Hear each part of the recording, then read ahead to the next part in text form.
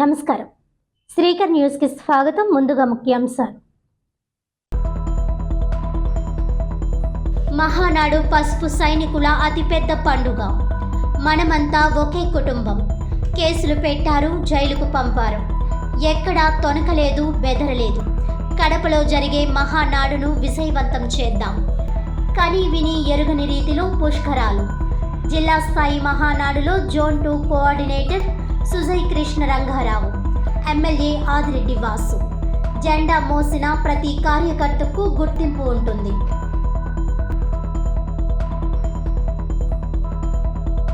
బొమ్మూరు నైపుణ్యాభివృద్ధి కేంద్రంలో tea hub ఏర్పాటయ్యే అవకాశం. జిల్లా కలెక్టర్ పి ప్రశాంతి.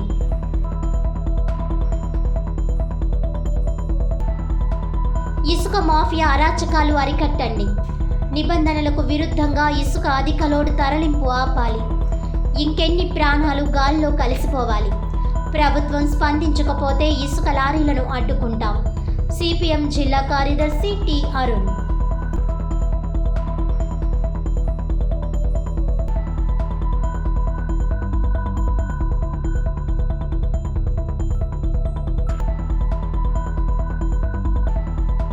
ఈ నెల 27, 28, 29 తేదీల్లో కడపలో జరిగే తెలుగుదేశం పార్టీ మహానాడును పెద్ద ఎత్తున విజయవంతం చేయడానికి నియోజకవర్గాల వారీగా భారీ ఎత్తున జన సమీకరణ చేయాలంటూ పార్టీ అగ్రనేతలు పిలుపునిచ్చారు.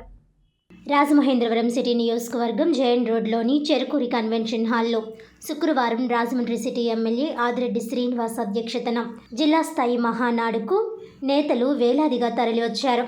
కార్యకర్తల మధ్య కన్నుల పండుగగా జరిగింది. తొలుత తెలుగుదేశం జెండాను ఆవిష్కరించిన అనంతరం ఎన్టీఆర్ విగ్రహానికి నేతలంతా పూలమాలలు వేసి నివాళులర్పించారు. ఈ సమావేశంలో ముఖ్య అతిథిగా పాల్గొన్న జోన్ 2 కోఆర్డినేటర్ సుజయ్ కృష్ణ రంగారావు మాట్లాడుతూ, గత 40 సంవత్సరాలుగా పేద బడుగు వర్గాల పక్షాన నిలబడి వారిని అభివృద్ధి బాటలో నడిపించాలని తెలుగుదేశం పార్టీ ఆవిర్భవించిందన్నారు. గత 5 ఏళ్లలో ఒక్క దుష్టుడు పాలనతో రాష్ట్రం అన్ని రకాలుగానూ చిన్నాభిన్నమైందని అన్నారు. ఆ దుష్టుడిని ఎదుర్కోవడానికి పార్టీలన్నీ ఏకమై కూటమిగా ఏర్పడి అధికారంలోకి వచ్చామని, ముఖ్యమంత్రి చంద్రబాబు నాయుడు, యువ మంత్రి లోకేష్ సమక్షంలో రాష్ట్రం గత వైభవాన్ని సాధిస్తుందని అన్నారు.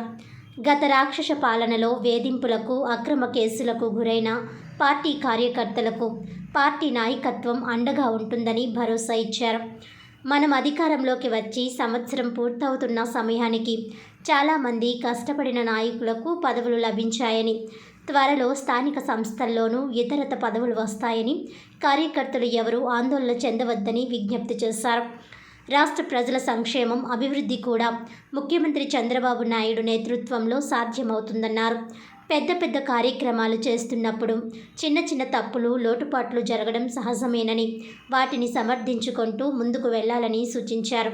సభకు అధ్యక్షత వహించిన రాజమండ్రి సిటీ ఎమ్మెల్యే ఆదిరెడ్డి శ్రీనివాస్ మాట్లాడుతూ, తెలుగుదేశం పార్టీ కార్యకర్తల పసుపు పండుగ కడపలో జరుగుతుందని, ఈ పండక్కి వేలాది మంది తరలి రావాలని పిలుపునిచ్చారు. గత 5 ఏళ్లు అనేక ఇబ్బందులు పడ్డామన్నారు. ఆ సమయంలో మనం చేసిన పోరాటం వృధాగా పోలేదని అన్నారు. ఉద్యమించాం, అధికారంలోకి వచ్చామని అన్నారు. తాను ఎమ్మెల్యేగా విజయం సాధించిన తరువాత నగరాన్ని అన్ని విధాలుగా అభివృద్ధి చేస్తున్నామని అన్నారు. గంజాయి, బ్లేడ్ బ్యాచ్లపై ప్రత్యేక నిఘా పెట్టి వాటిని నిర్మూలించామని అన్నారు. తప్పులు చేసిన వారిపై తన, మన అనే భేదం లేకుండా కఠిన చర్యలు తీసుకుని ప్రశాంతమైన నగరంగా తీర్చిదిద్దామని అన్నారు. కేంద్ర ప్రభుత్వం అందించిన నిధులతో కలిసి సుమారు 550 కోట్లతో నగరాన్ని పుష్కరాలకు అతి సుందరంగా తీర్చిదిద్దుతామని అన్నారు. పొట్టి శ్రీరాములు తెలుగు విశ్వవిద్యాలయాన్ని సాధించామని అన్నారు. చేయాల్సినవి ఇంకా చాలా ఉన్నాయని, వాటన్నింటినీ ఒక్కొక్కటిగా చేసుకుంటూ వెళతామని అన్నారు. గోపాలపురం ఎమ్మెల్యే మద్దిపటి వెంకట్రాజు మాట్లాడుతూ, తెలుగువారి ఆత్మగౌరవం, విశ్వాసానికి తెలుగుదేశం పార్టీ ప్రతీకని, తెలుగువారి అభివృద్ధిలో విడదీయరాని అనుబంధం ఉందన్నారు. తెలుగువారి ఆత్మ, తెలుగువారి పౌరుషాన్ని దేశ విదేశాల్లో తెలియజెప్పిన ఎన్టీఆర్కు చెప్పిన భారతరత్న అవార్డు ఇవ్వాల్సిందిగా తీర్మానం చేశారు. అనపర్తి నియోజకవర్గ తెలుగుదేశం పార్టీ ఇన్ఛార్జ్ నల్లిమిల్లి మనోజ్ రెడ్డి మాట్లాడుతూ, కాకినాడ, అనపర్తి, బిక్కవోలు కెనాల్ రోడ్ల అభివృద్ధికి 13 కోట్ల రూపాయలు నిధులు మంజూరు చేసిన ముఖ్యమంత్రి చంద్రబాబు నాయుడుకు కృతజ్ఞతలు తెలుపుతూ భోగాపురం విమానాశ్రయానికి ఎన్టీఆర్ పేరు పెట్టాలని తీర్మానం చేశారు. రాజానగరం నియోజకవర్గ Telugu Desam party incharge RUDA chairman Boddu Venkataramana Chowdary మాట్లాడుతూ నియోజకవర్గం నుంచి మహానాడుకు పెద్ద ఎత్తున తరలి వెళ్లాలని కోరారు. మాజీ ఎమ్మెల్సీ ఆదిరెడ్డి అప్పారావు మాట్లాడుతూ ఇటువంటి పెద్ద కార్యక్రమాలు చేస్తున్నప్పుడు చిన్న చిన్న లోటుపాట్లు ఉండడం సహజమేనని, వాటిని సర్దుకుపోవాలని సూచించారు. రాజమండ్రిలో తెలుగుదేశం పార్టీ నాయకులను, కార్యకర్తలను అక్రమ కేసులు పెట్టి వేధించారని, అలాంటి రాక్షస ఘనానికి ప్రజలు పెద్ద మెజారిటీతో గుణపాఠం చెప్పారని అన్నారు. ముఖ్యమంత్రి చంద్రబాబు నాయుడుకు యువ మంత్రి లోకేష్ల నాయకత్వానికి నగర ప్రజలు మద్దతు ఇవ్వాలని అన్నారు. రాష్ట్ర skill development corporation chairman Burugupalli Sesha Rao మాట్లాడుతూ 40 సంవత్సరాలుగా పేద బడుగు వర్గాల పక్షాన నిలబడిందని, ఇలా నిలబడిన పార్టీ దేశంలో ఏ పార్టీ లేదన్నారు. గత ప్రభుత్వంలో ఇసుక, మద్యం మాఫియాలు, భూ కబ్జాలు, వేల కోట్ల అవినీతిగా యథేచ్ఛగా జరిగాయని విమర్శించారు. గుడా మాజీ చైర్మన్, రాష్ట్ర ప్రధాన కార్యదర్శి ఘనికృష్ణ మాట్లాడుతూ తెలుగుదేశం పార్టీ అంటే స్వర్గీయ ఎన్టీఆర్, నేడు చంద్రబాబు నాయుడులు రాష్ట్ర ప్రజల సంక్షేమానికి, అభివృద్ధికి మూల కారకులని అన్నారు. కడపలో జరిగే మహానాడుకు తరలి రావాలని పిలుపునిచ్చారు. రాష్ట్ర కార్యనిర్వాహక కార్యదర్శి ఎర్ర వేణుగోపాల్ రాయుడు మాట్లాడుతూ కడపలో జరిగే తెలుగుదేశం పార్టీ మహానాడుకు పార్లమెంటు స్థాయిలో అన్ని నియోజకవర్గాల నుంచి పెద్ద ఎత్తున పార్టీ నాయకులు, కార్యకర్తలు, అభిమానులు వేలాదిగా తరలి రావాలని పిలుపునిచ్చారు.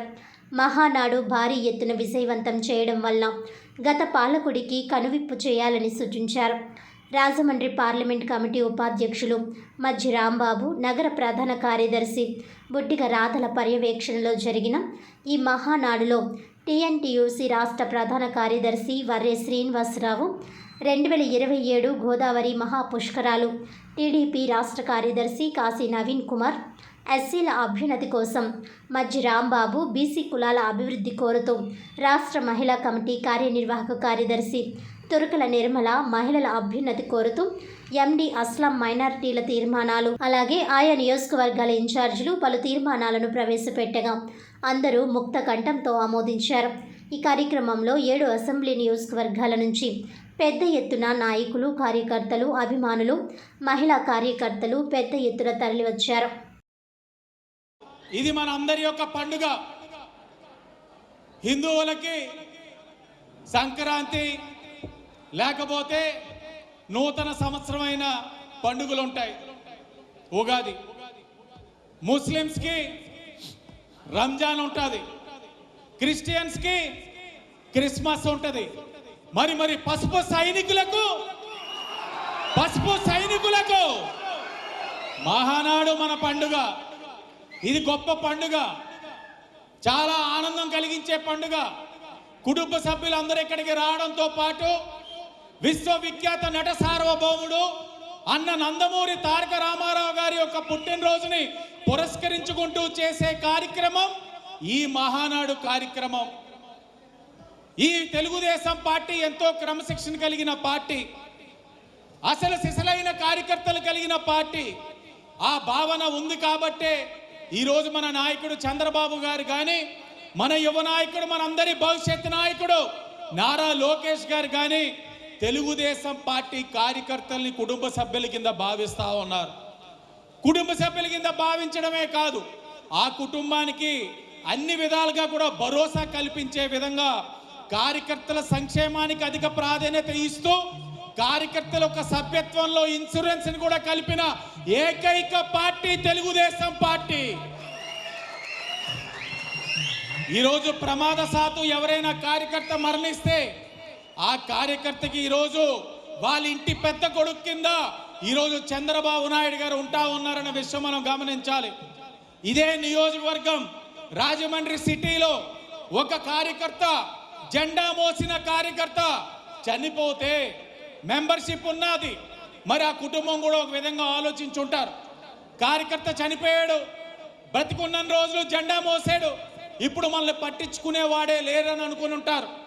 నాకు పార్టీ ఆఫీస్ నుంచి ఫోన్ చేశారు, ఒక లెటర్ పంపించారు. చనిపోయిన కార్యకర్తకి సభ్యత్వం ఉంది, ఎవరి ప్రమేయం లేకుండా ఆ చనిపోయిన అతని యొక్క భార్య అకౌంట్లో 5 లక్షల రూపాయలు జమ వేయడం జరిగింది. కూటమిగా ఏర్పడి మరి ఆ ప్రభుత్వాన్ని ఓడించడానికి ప్రజలకు అనుగుణంగా పనిచేయడం జరిగింది. దానికి సంబంధించి తెలుగుదేశం పార్టీకి సంబంధించి అనేక త్యాగాలకి గురవలసి వచ్చింది కూడా ఈ సందర్భంగా మనం గుర్తు చేసుకోవాల్సిన అవసరం ఉంది. వేదిక మీద ఉన్న నిడదవోలు శేషారావు గారు అవనండి, లేకపోతే మన రాజానగరం వెంకటరమణ చౌదరి గారు అవనండి, ఈరోజు మీ ముందు భారీ మెజార్టీతోని ఎమ్మెల్యేలుగా కూర్చోవలసిన వ్యక్తులు కేవలం చంద్రబాబు నాయుడు గారి ఆదేశాల మేరకు క్రమశిక్షణ కార్యకర్తలుగా నాయకులుగా వాళ్ళ సీట్లు త్యాగం చేసి ఈరోజు కూటమి అభ్యర్థుల్ని గెలిపించాలనే విషయం మీ అందరికీ తెలియజేస్తున్నాను. ఈ విధంగా ప్రతి స్థాయిలో కూడా కార్యకర్త దగ్గర నుంచి నాయకుల దాకా అందరూ త్యాగాలు చేసుకొని ఈరోజు కూటమి ప్రభుత్వం ఏర్పడటానికి మన అందరం కూడా కృషి చేయడం జరిగిందనే విషయం మీ అందరికీ తెలియజేస్తున్నాను. ఆంధ్రప్రదేశ్ మన భారతదేశ చిత్రపటంలోనే చూపించినటువంటి మహామనిషి నందమూరి తారక రామారావు గారు. ఆయన ఆశయాలకు అనుగుణంగా చంద్రబాబు నాయుడు గారు ఈ రోజున మన ఆంధ్రప్రదేశ్ని ప్రపంచ పటంలోనే గుర్తింపు తీసుకొచ్చినట్టుగా చేసినటువంటి మహామనిషి చంద్రబాబు నాయుడు గారు. ఆయన అడుగుజాడల్లోనే మనకి రాబోయే రోజుల్లో నడిపించడం కోసం మన లోకేష్ బాబు గారు ఉన్నారు. నేను ముఖ్యంగా చెప్పేది ఏంటంటే, మన అందరం కూడా ఇక్కడ ఎందుకు వచ్చామంటే, ఈ మహానాడులో మన కొన్ని తీర్మానాలు చేసి ఆ ప్రతి నియోజకవర్గంలో కూడా కొన్ని నిర్మాణాలు చేసి ఆ తీర్మానాలని మన మహానాడు కడపలో జరిగే మహానాడులో మనం అక్కడ తెలియపరిస్తే కొన్ని నెరవేరుతాయనే భావంతో ఇక్కడ ప్రతి నియోజకవర్గంలో జిల్లాల వారీగా మహానాడులు ఏర్పాటు చేసుకోవడం జరిగింది. మహానాడు అంటే తెలుగుదేశం పార్టీ యొక్క సంస్కృతి, మన సాంప్రదాయం. గడిచిన 40 ఏళ్ళుగా మన గుండె చప్పుడు, మన పార్టీ యొక్క గుండె చప్పుడు మహానాడు. మహానాడు అనేది మన విధి విధానాలకు దర్పణంగా నిలిచింది. ఈ సమయంలో ఎంతోమంది తీర్మానాలు చేస్తున్నారు. అదేవిధంగా నాకు కూడా ఈ అవకాశం ఇచ్చినందుకు ధన్యవాదాలు. తర్వాత చాలా కష్టపడి 5 ఏళ్ళు కూడా ఎన్నో కష్టాలు పడి ఆ రాక్షసుని ఎదుర్కొని మళ్ళీ మనం ప్రభుత్వాన్ని తెచ్చుకున్నాం, ఇంకా న్యాయం జరగట్లేదు అన్నట్టుగా అతని అభిప్రాయం. అది అయితే కొంత అండ్రెస్ట్ ఉంది కార్యకర్తల్లో. దాన్ని చాలా ఈ మధ్యకాలంలో ఒక్కొక్కటి చూస్తున్నాం. అక్కడ రెడ్ బుక్ అన్నాడు, రారా లోకేష్ ఏం చేస్తున్నాడు, ఏమీ లేదు, చాలా వాళ్ళు మారల్స్ తిరుగుతున్నారు, వాళ్ళు ఎవరిని కూడా అరెస్ట్ చేయట్లేదు అని మాట్లాడుతున్నారు. ఒక్క విషయం చెప్తున్నాను, అన్న వాళ్ళకి అందరికీ కూడా రెడ్ బుక్ పనిచేస్తుంది. ఏదైతే నారా లోకేష్ గారిని రెడ్ బుక్ అన్నాడో ఆ రెడ్ బుక్ అంతా పనిచేస్తున్న ఒక్కొక్కరు లోపలికి వెళ్తున్నారు. ఐఏఎస్లు కానీ ఐపీఎస్లు కానీ అందరూ లోపలికి వెళ్తున్నారు. రేపో మాపో అక్కడ అధినాయకుడు ఉన్నాడు, మాజీ అధినాయకుడు, అతను కూడా లోపలికి వెళ్ళే అవకాశం ఖచ్చితంగా ఉంది. ఎందుకంటే నిన్న ప్రెస్ మీట్ పెట్టాడు ఆయన. ఆ ప్రెస్ మీట్లో అతను మాట్లాడిన మాటలు ఏంటంటే, రేపో మాపో అంటే మొహంలో చాలా చావుకాలంటారు, అది క్లియర్గా కనిపిస్తుంది, అది క్లియర్ కనిపిస్తుంది. రేపో మాపో నేను జైలుకి వెళ్ళక తప్పదు కాబట్టి ఇవాళ అనవలసిన అనేయాలి అని చెప్పేసి అతను మాట్లాడుతుంటే చెదగానే ఆశ్చర్యం, చాలా ఫ్రస్ట్రేషన్ అనమాట. అది గతంగా ఏ విధంగా బలోపేతమైంది, పార్టీ ప్రయాణంలో అనేక ఒడిదుడుకులు ఏమేమి ఎదుర్కొంది, ఏ విధంగా వాటిని అధిగమించిందనే విషయాల్ని గుర్తు చేసుకుంటూ భవిష్యత్తులో తెలుగుదేశం పార్టీని మరింత బలోపేతం చేసుకునే దిశగా కూడా ఆలోచన చేయాల్సినటువంటి అవసరం ఉంది. అయితే ఎంపీటీసీలుగా, కౌన్సిలర్లుగా, కార్పొరేటర్లుగా రిజర్వేషన్ తీసుకురాబట్టే ఈరోజు ఎంతో మంది తెలుగుదేశం పార్టీలో బీసీలు అధిక సంఖ్యలో నాయకులు తయారవడానికి ఆ రోజు నందమూరి తారక రామారావు గారు తీసుకొచ్చిన ఒక్క రిజర్వేషన్ అని చెప్పి మేము నిజంగా సగర్వంగా చెప్పుకోగలుగుతున్నాం. నుంచి 4 తీర్మానాలు ప్రవేశపెట్టడం జరిగింది. అవి ఈరోజు ఒకసారి మీ అందరికీ చదివి వినిపిస్తున్నాం. ఒకటి, నందమూరి తారక రామారావుకి ఘనంగా నివాళులు అర్పించాల్సిందిగా కోరుచున్నాము. 2, నియోజకవర్గంలో ఇప్పటికే 100 కోట్ల రూపాయలతోటి అభివృద్ధి కార్యక్రమాలు చేశాం. 3, రాబోయే పుష్కరాలను దృష్టిలో పెట్టుకుని నియోజకవర్గానికి సుమారు 550 కోట్ల రూపాయలతోటి అభివృద్ధి పనులు చేయడానికి సహకరించాల్సిగా ప్రభుత్వాన్ని కోరటం జరిగింది. అభద్రతా భావంతో ఉండేవాళ్ళు మన అందరూ. ఏం మాట్లాడితే, ఏం చేస్తే, ఎక్కడ మనల్ని ఏం చేసేస్తారో అనే భయభ్రాంతులతో చేసి మొత్తం రాష్ట్రాన్ని అంతటిని దోపిడీ చేసి అన్ని రంగాలుగా భూములు ఎక్కడైనా ఉంటే భూములు లాగేసుకొని, అలాగే మద్యంలో ప్రతిరోజు పేపర్లు వేస్తున్నారు. మద్యానికి సంబంధించినటువంటి కొన్ని వేల కోట్ల రూపాయలని దోపిడీ చేశాడు. అట్లాంటి ఒక నరరూప రాక్షసుడికి ఎప్పుడు ఈ రాక్షసుడిని మనం మట్టు పెడతామా అని అలా ఉక్కుపెట్టుకొని ఉన్నటువంటి మన తెలుగు జాతి బొమ్మూరులోని పాలిటెక్నిక్ కళాశాల ప్రాంగణంలో గల నైపుణ్యాభివృద్ధి కేంద్రంలో టెక్నాలజీ హబ్ ఏర్పాటయ్యే అవకాశం ఉన్నట్లు జిల్లా కలెక్టర్ పి ప్రశాంతి తెలియజేశారు. శుక్రవారం కలెక్టర్ ఛాంబర్ నుంచి టీ హబ్ ఏర్పాటు విషయమై సమన్వయ శాఖల అధికారులతో వీడియో కాన్ఫరెన్స్ నిర్వహించారు. ఈ సందర్భంగా కలెక్టర్ పి ప్రశాంతి మాట్లాడుతూ జిల్లా ప్రధాన కేంద్రంలో టీ హబ్ ఏర్పాటుకై నైపుణ్యాభివృద్ధి కేంద్ర భవనంతో పాటు ఒక ప్రైవేట్ భవనాన్ని పరిశీలించినట్లు తెలిపారు. టీ హబ్ ఏర్పాటుకు నైపుణ్యాభివృద్ధి కేంద్రం అన్ని విధాలా అనుకూలంగా ఉన్నట్లు ప్రాథమికంగా పరిశీలన అనంతరం ఒక అంచనాకు రావడం జరిగిందన్నారు. అయితే ఆ భవనంలో మరికొన్ని మౌలిక వసతులు కల్పించాల్సి ఉంటుందన్నారు. అందుకు అనుగుణంగా అవసరమైన పనులను అతి త్వరలో ప్రారంభిస్తామని చెప్పారు. దివ్యాంగుల కోసం ర్యాంపును, లిఫ్టును ఏర్పాటు చేయాలని అధికారులకు సూచించారు. టీ హబ్ను తొలి దశలో మొదట 3000 చదరపు అడుగుల విస్తీర్ణంలో ప్రారంభించనున్నట్లు చెప్పారు. తదనంతరం టీ హబ్ పరిధిని 7000 చదరపు అడుగులకు పెంచుతామని, ఆ విస్తరణ పనులను రానున్న 100 రోజుల్లో పూర్తి చేయాల్సి ఉందన్నారు. పరిశ్రమల భాగస్వామ్యంతో ఏర్పాటయ్యే టీ హబ్ యువతకు ఎంతో ఉపయోగకరంగా ఉంటుందని తెలియజేశారు. టీ హబ్లో JNTU Kakinada, NIT Tadepalligudem, Avanti, Greenko సంస్థలు భాగస్వాములుగా ఉన్నట్లు చెప్పారు.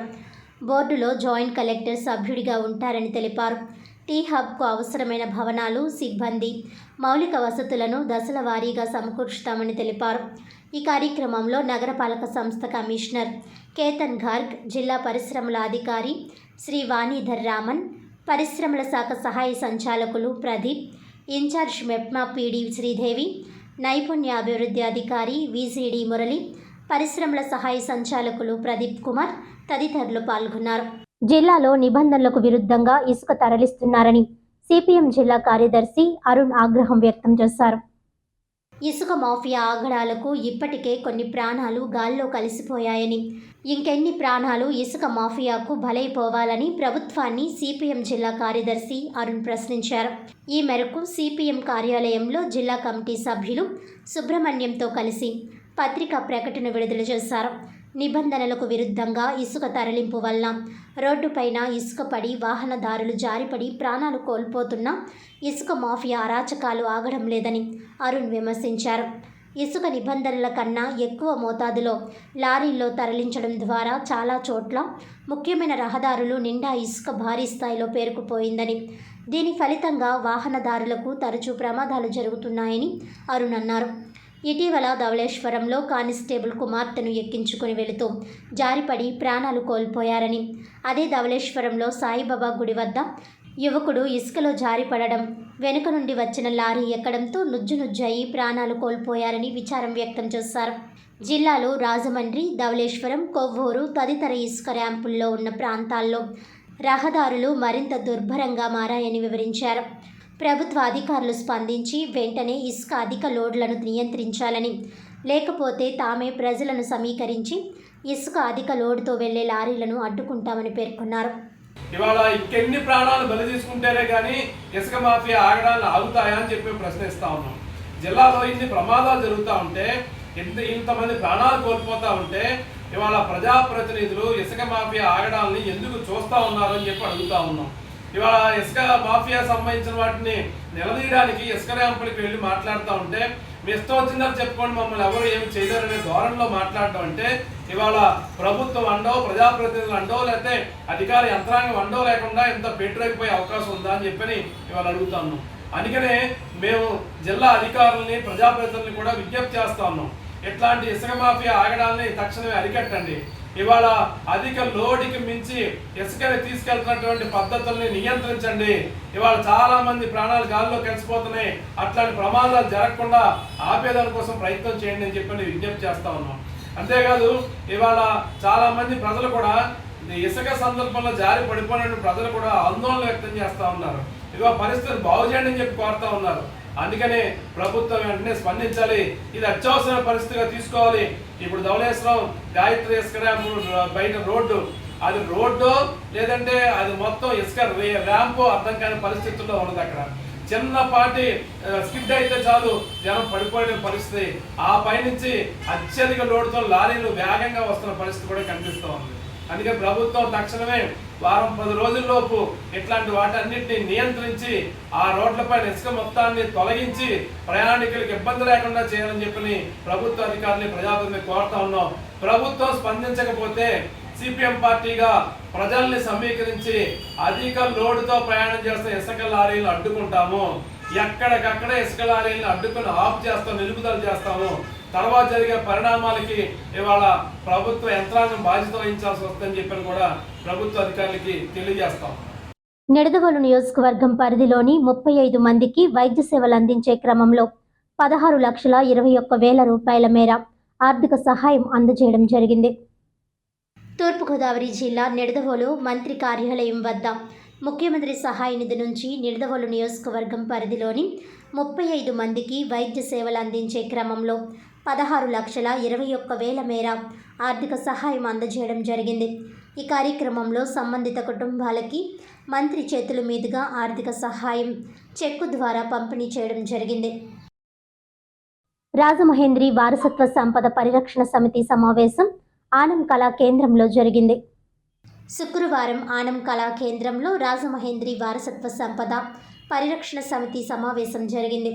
ఈ సమావేశంలో టీకే విశ్వేశ్వర్ రెడ్డి, దేశిరెడ్డి బలరామనాయుడు, మాదిరాజు శ్రీనివాస్, అశోక్ కుమార్ జైన్, అల్లు బాబీ, కానబోయిన సాగర్, ఎస్వివి రెడ్డి, అప్పారావు, వివిధ సంఘాల ప్రతినిధులు మాట్లాడుతూ గోదావరి గట్టున ఉన్న విగ్రహాలు తొలగించకూడదని ఏకగ్రీవంగా తీర్మానించడం జరిగింది.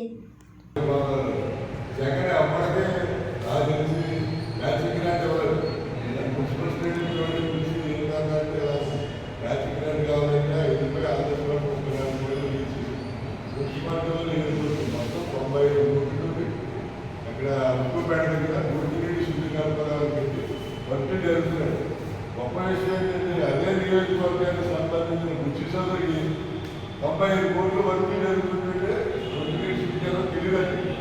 ఆయన నేను పెరిగి లేదంటే జరుగుతున్నాయి అంటున్నారు. డబ్బులు ఎక్కడ కాబట్టి 95 కోట్లు జరుగుతుంది. అలాగే రాజకీయాలు కూడా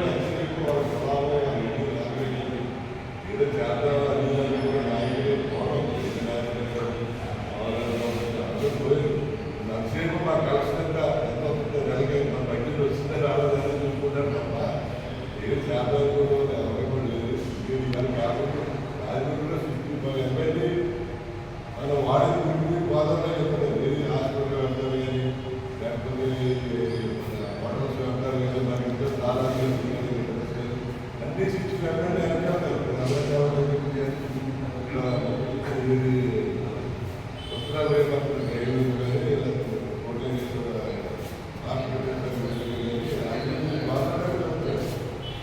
అది కాకుండా రాజమండ్రి చుట్టుపక్కల 7 లక్షల జనాభా ఉంది. ఆ 7 లక్షల జనాభా ప్రతి ఇంటికి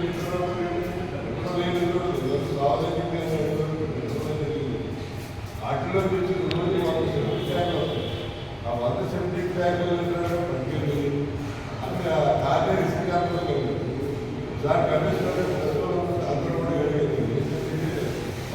వార్తలను ముఖ్యాంశాలు మరోసారి. మహానాడు పసుపు సైనికుల అతిపెద్ద పండుగ. మనమంతా ఒకే కుటుంబం.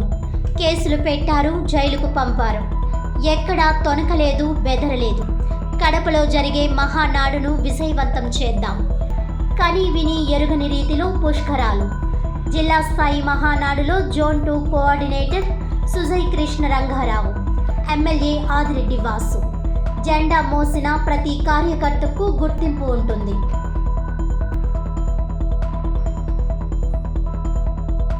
బొమ్మూరు నైపుణ్యాభివృద్ధి కేంద్రంలో టీ హబ్ ఏర్పాటయ్యే అవకాశం.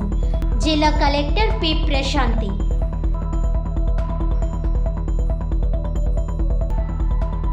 ఇసుక మాఫియా అరాచకాలు అరికట్టండి.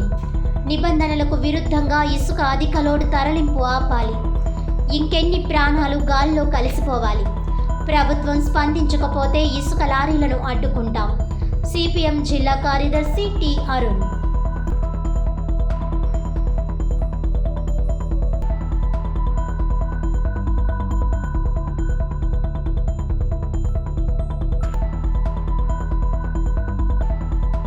ఈనాటి వార్తలు ఇంతటితో సమాప్తం. తిరిగి వచ్చే బులెటిన్లో మళ్ళీ కలుద్దాం. అంతవరకు సెలవు. నమస్కారం.